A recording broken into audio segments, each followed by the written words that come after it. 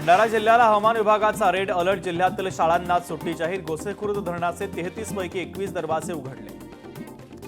गडचिरोली जिल्ह्याला पावसाचा red alert. भामरागडच्या Parlkota नदीचं पाणी पुलावर। भामरागडसह अनेक गावांचा संपर्कही तुटला तर पुरामुळे 2 राष्ट्रीय महामार्ग बंद। भिवंडी शहर आणि ग्रामीण भागामध्ये पावसाला सुरुवात। काही ठिकाणी पाणी साचायलाही झाली सुरुवात।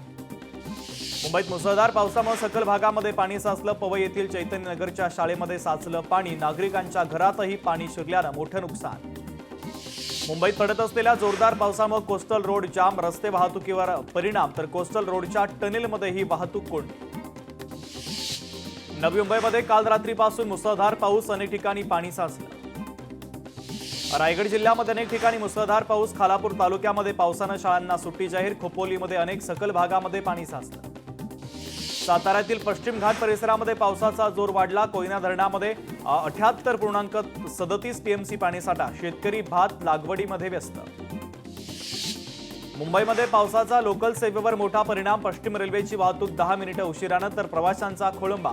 मुंबई ठाणे कल्याण नवी मुंबई पनवेलमध्ये मुसळधार पाऊस।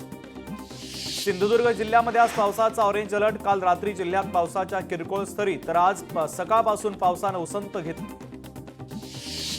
आज राज्यात अनेक ठिकाणी पावसाची शक्यता। अनेक ठिकाणी मध्यम ते जोरदार पावसाची शक्यता। कोकण आणि मध्य महाराष्ट्रातील घाट परिसरालाही पावसाचा अलर्ट। शेतकऱ्यांवर मोठं संकट। सुमारे 15,000 हेक्टर क्षेत्रावरील पिकांचं नुकसान झाल्याचा अंदाज। हिंगोलीमध्ये वसमत बाजार समितीमध्ये शेतकऱ्यांनी खरेदी विक्री बंद ठेवली। शेतकऱ्यांना 2 महिन्यांपासून हळद विक्रीचे पैसे न मिळाल्यानं शेतकऱ्यांची आक्रमक भूमिका। यवतमाळमध्ये मुसळधार पावसामुळे शेतातील विहिरी ओव्हरफ्लो तर शेतात पाणी साचल्यानं पिकांची वाढ थांबली। कापसाच्या पिकाचंही मोठं नुकसान। वाशिम जिल्ह्यामध्ये कारंजा बाजार समितीमध्ये मुगाचे दर वाढले। मुगाला किमान 6,200 तर कमाल 6,500 रुपये प्रति क्विंटल असा दर। वाशिम बाजार समितीचे सर्व व्यवहार आज बंद ठेवण्यात येणार। बाजार समितीमधील नाणेटंचाईची पुन्हा दखल घेण्याची मागणी तर शेतकऱ्यांना खासगी व्यापाऱ्यांना माल विकावा लागणार। बुलढाण्यामध्ये अतिवृष्टीग्रस्त शेतकऱ्यांसाठी ठाकरेंची शिवसेना आक्रमक। तात्काळ नुकसानीचे पंचनामे करत नुकसान भरपाई द्या अन्यथा तीव्र आंदोलनाचा दिला इशारा।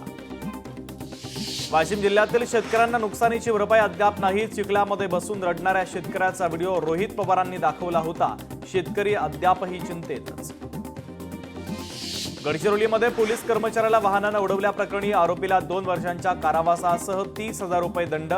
2019 मध्ये वाहनानं उडवल्यानं पोलिसाचा झाला होता मृत्यू। सोलापूरच्या बार्शी शहरामध्ये जागेच्या वादातून 2 गटात तुफान राडा। पोलिसांसमोरच 2 गट भिडले।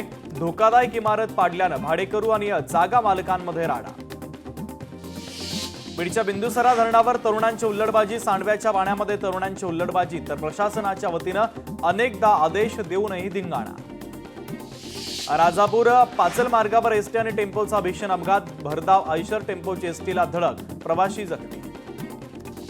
कोल्हापूरमध्ये 20 दिवसांच्या बाळाला दूध पाजताना महिलेचा मृत्यू। हृदयविकाराच्या झटक्यानं मृत्यू झाल्याचा डॉक्टरांचा अंदाज।